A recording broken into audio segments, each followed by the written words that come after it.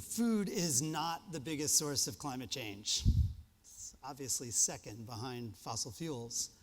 And climate change is not the most urgent issue related to food. It's probably third behind hunger and public health. But the intersection of food and climate is a hugely important intersection that doesn't get a huge amount of attention. It's an area where a lot of people, even people who know a lot about food or a lot about climate, often don't know so much or know things that aren't so. I started plowing into this stuff just 4 years ago when I realized I was one of those people. So I'm going to do a quick Food and Climate 101. And point one is that our food has a massive impact on our environment. Agriculture is by far the world's leading driver of deforestation, wetland destruction, biodiversity loss, water pollution, and water shortages. It's like a really bad driver. And a huge portion of the problem is animal agriculture, which of course is also a leading driver of antibiotic resistance and could be the source of the next pandemic. And yeah, the food system does generate about a third of all greenhouse gases. So it's still more than transportation or electricity. Even if the world stops using fossil fuels tomorrow, we'll still be on track to blow past our 2050 climate targets if we don't fix our food. So some of the problem is fossil-fueled tractors and crop dusters and trucks carrying food to market and so forth. And some of it, as you've heard, is cow burps and farts that emit methane, and fertilizer that emits nitrous oxide, and manure that emits both. But the biggest problem, and this is point number 2, is a land problem. We're just converting too many forests, wetlands, and other carbon-rich natural lands into agricultural lands. We are eating the earth. You know, the Earth's land, it's divided into developed land, natural land, and agricultural land. And one reason this issue doesn't get so much attention is that most of us spend our time in the developed part. Anyone know how much of the Earth's ice-free land is developed? Actually, we'll do show of hands. We'll do 10, 20, or 30%. How many say 30%? Okay, good. 20%? Yeah, 10%, right? Yeah, well, I'm just messing with you. It's 1%. The Earth is flyover country, right? And it's right now split pretty evenly between farms and nature, but we really can't afford to lose any more nature. We are already using a landmass the size of Europe plus the size of Asia for agriculture. And we're on track to deforest another landmass twice the size of India to feed our population by 2050. That would mean goodbye Amazon and goodbye climate goals. Like I said, fossil fuels are still a bigger problem, but we're at least starting to solve it with clean energy, just not nearly fast enough. We're not even trying to solve the food and land problem yet, and it's actually getting worse. And as climate change makes it harder to grow food, that's going to create even more pressure for deforestation. So point 3 is that the land problem is mostly a meat problem, which sucks, because meat is delicious. More than 3/4 of our agricultural land is used to feed livestock. The Earth is becoming an animal farm. But there's a twist. The meat problem is mostly a beef problem. You can see that very big line at the top. Chicken and pork, they generate more emissions than nuts and peas, and cheese is even a little worse, but beef is way worse than any of them, partly because of the burps and farts and manure, but mainly because of land use. Beef cattle are inefficient. They use 60% of the world's agricultural land to produce 3% of the world's calories. When you eat burgers and steaks, I'm sorry, but you're basically eating the rainforest. You're eating jaguars and macaws and the rest of the cast of Rio. It's terrible. I know, I'm the climate guy. I didn't get invited to cheer you up.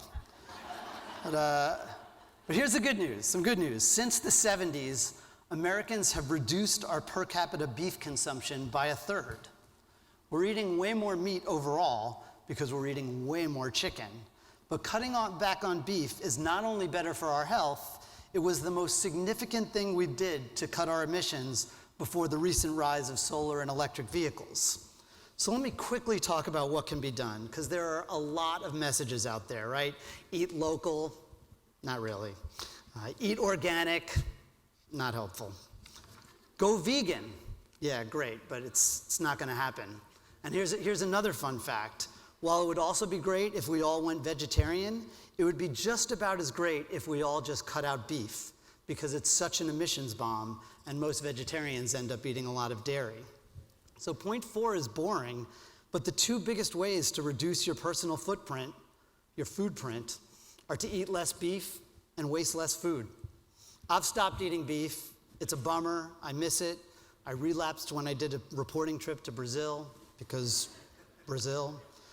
But beef is such an outsized part of the problem. If the world's cattle formed their own nation, it would be number 3 in emissions. And if the world's food waste formed its own nation, it would compete with the Republic of Cattle for number 3. Nearly a third of the food that gets grown never makes it to our mouths. Food waste is the biggest component of our trash. It creates methane in landfills. But the bigger problem, again, is that when we waste food, we waste the fertilizer and the water, and especially the land used to grow the food. We're using a landmass the size of China to grow garbage. So of course, when I say we need to eat less beef and waste less food, I'm saying we need public policy that incentivizes us to do those things. Especially on the food waste side, there's a lot of opportunity. We don't want to waste $200 billion worth of food every year. Beef is going to be tougher. I use that photo because a pollster once told me that government restrictions on meat were the most unpopular policies he ever tested, up there with veterans' benefits for ISIS.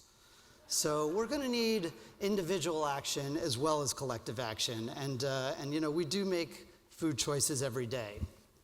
So I'm really honored to speak about climate at a health conference, because as you know, a hotter world will have some really scary health implications. And the trajectory of our food and climate problem is incredibly scary. Even if we do waste less food and the rich world eats less beef, the world's farmers will still have to produce way more calories on way less land to feed the world without frying the world.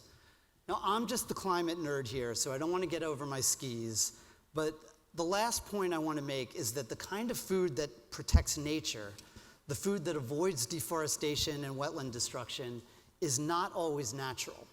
And in this area, parts of the public health and nutrition communities have not always been helpful. I'll do 2 very quick examples. The first is fake meat. I mean, today it's mostly plant-based meat, like Impossible beef, but you're starting to see mycoprotein from fungi. Eventually you'll see cultivated meat from animal cells.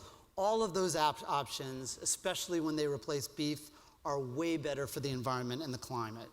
But you are starting to hear a lot of grumbling about how they're artificial, they're processed food, just eat vegetables. And it would be great for our bodies and the rainforests if we all just ate lentils and kale. But that is not the relevant comparison. And I'm not the nutrition guy, but the early studies have suggested that plant-based meat is just as healthy as most animal carcass meat, and probably a little healthier than beef. And it's going to get better, while the cow is a pretty mature technology. And again, it's not like what's going on in factory farms is all that natural either. So I'm not saying give fake meat a nutritional pass just because it can save the planet, but don't give it a harder time just because it doesn't fit your idealized vision of food and diets. And then the flip side of that is regenerative agriculture, right? We all love regenerative now. Walmart's going to be a regenerative company. Joe Rogan loves it. King Charles loves it. The UN loves it. We all want farms to nurture their soil. And some regenerative practices are great for the environment, but to wildly oversimplify, they're not really great for the climate because they use more land, and that means more deforestation. Regenerative grass-fed beef, even more emissions than industrial corn-fed beef. And now again, I'm going to creep beyond my area of semi-expertise, but my understanding is that there's not a lot of evidence that food from the nice Red Barn family farms where the cows roam free and have names instead of numbers, that it's any healthier than the evil factory farm food where the agribusinesses mistreat their workers and rake in crazy profits. And there's a lot of unscientific wishful thinking in this arena, and I don't think regenerative should get a health halo it doesn't earn. So it's too bad. I don't mean to knock on you guys, because I think there's a fair amount of dietary overlap between what's good for the planet and what's good for our health. Just eat a lot of plants, don't eat a lot of red meat, and don't overeat. So I think there's a fair amount of room for, I guess the word of the conference, right, is connection between the climate world and the health world. I just want to make sure we're all starting from a common baseline of facts. So again, to recap, it's not rocket science, it's just climate science. Food has a massive impact because it uses a lot of land, so we need to eat less beef and waste less food that uses land, and remember that what's best for nature isn't always natural. Thanks so much.